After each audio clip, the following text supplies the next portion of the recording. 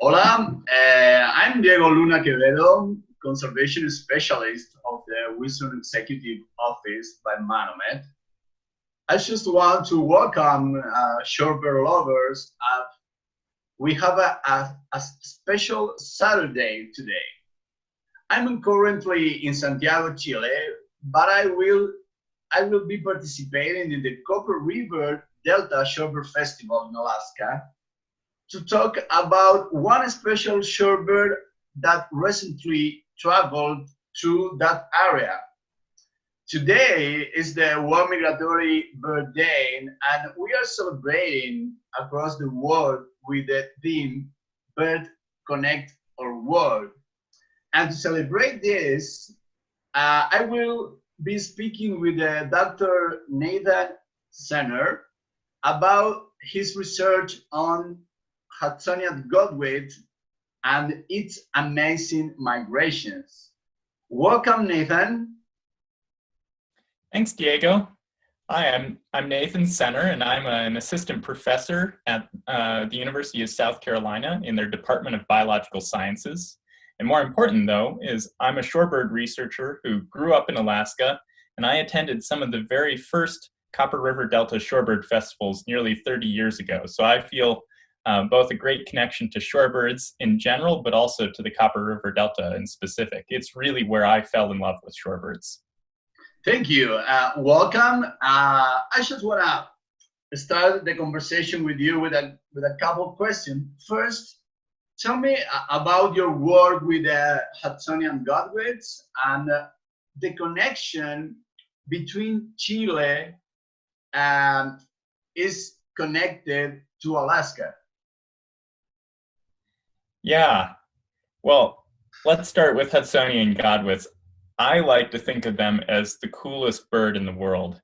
And there are a number of reasons for that.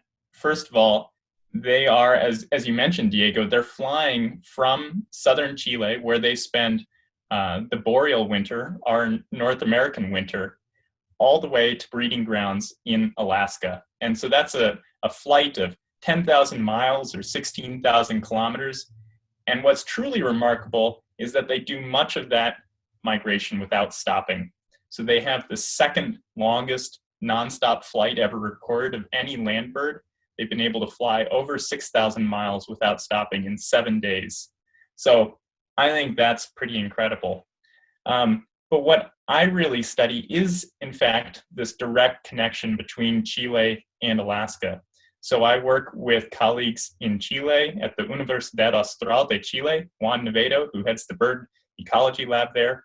And in Chile, we work to understand how the events that are occurring during our winter, the Chilean summer, how those then might carry over to affect how successfully godwits are able to make their migrations and how successfully they're able to breed when they're in Alaska. So I also work with those very same birds that we see in Chile during their breeding season in Alaska, understanding exactly, as I said, what happened in Chile and how that affects what happens in Alaska. So over about 3 weeks, this Hudsonian Godwit, this bird has flown from Chile to Alaska and making just a couple of stops. And the question we all ask ourselves is, how do shorebirds fly these great distances, and why do they do it? That's a great question, and what I've put here on my screen is the migration of one single Hudsonian Godwit that we just tracked within the past few weeks. And as you can see here with this yellow line, it left from Chile and it made stops in coastal Mexico, South Carolina, or South Dakota, I should say, not South Carolina, before stopping in the Copper River Delta in a place called Controller Bay, and then onward to its breeding area in the Kuskokwim Delta in western Alaska.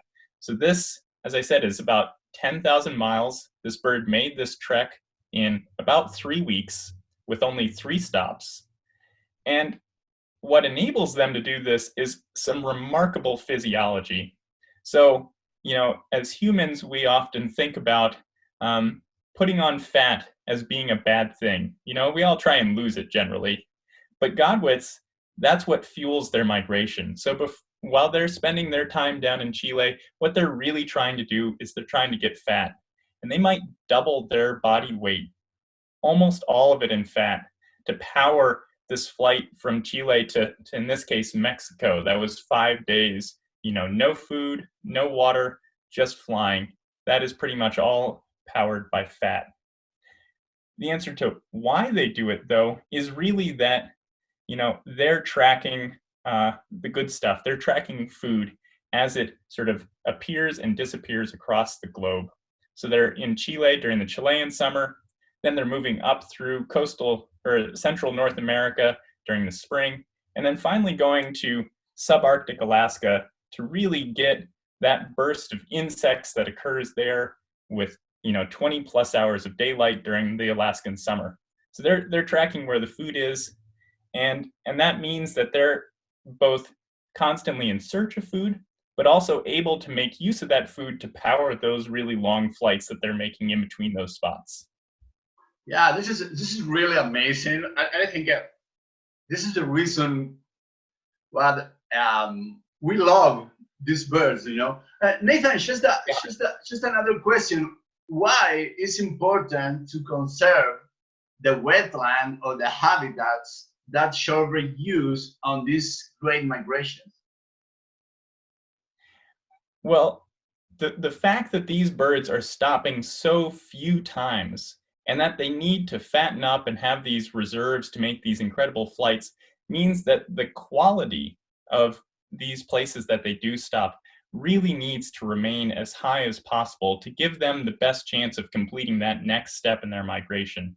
We've seen over and over again that when there's less food or less habitat available at one of these potential sites, that it really has severe negative repercussions for the populations of these birds.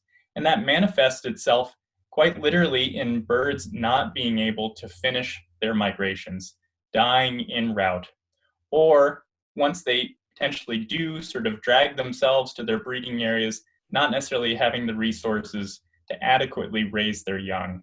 So the quality of these places that they stop is really integral to the success of these populations. I would like to add, though, that it's not just something we need to think about in terms of birds. Wetlands provide so many different ecosystem services to us as humans as well. We know along the Gulf Coast of Mexico that they buffer from hurricanes. We know in riverine areas that they help mitigate floods, they help clean water, and they provide a lot of the things that we all enjoy in terms of sort of natural qualities. So preserving the stopover sites that are used by birds like Godwits, I really think of as a win-win scenario for both people and birds. Thank you. Nathan, just finally, what is the final message for the people here? Or how can they take action? Yeah, so I'd really like to highlight some findings that my colleagues in Chile and I and some of my students have come upon recently, which shows sort of really illustrates what I was just talking about how these events sort of cascade and roll into each other. So we've seen that when places in Chile, when bays there start to decline in quality, have too many people and other things going on, that really impacts the amount of fat that individual Godwits have during their migrations. And those Godwits that use lower quality places in Chile are less likely to arrive in Alaska. But the good news is that we see that in years where there aren't bad things happening in Chile, that the birds are migrating just fine. They're surviving the way we would hope to. So that means that these birds are really able to respond to the changes that we can make from year to year in the quality of the habitats that they use. And so if we sort of make this concerted effort to improve stopover places for Godwits and other shorebirds, we're going to have a truly immediate and tremendous impact in the populations of these birds. So I think we can really make a difference each and every day. Thank you very much, Nathan. Have a great World Migratory Bird Day and great Saturday. And I hope to see you soon. Thank you. Thanks, Diego. I'm going to go out and see some birds now. Bye. Bye.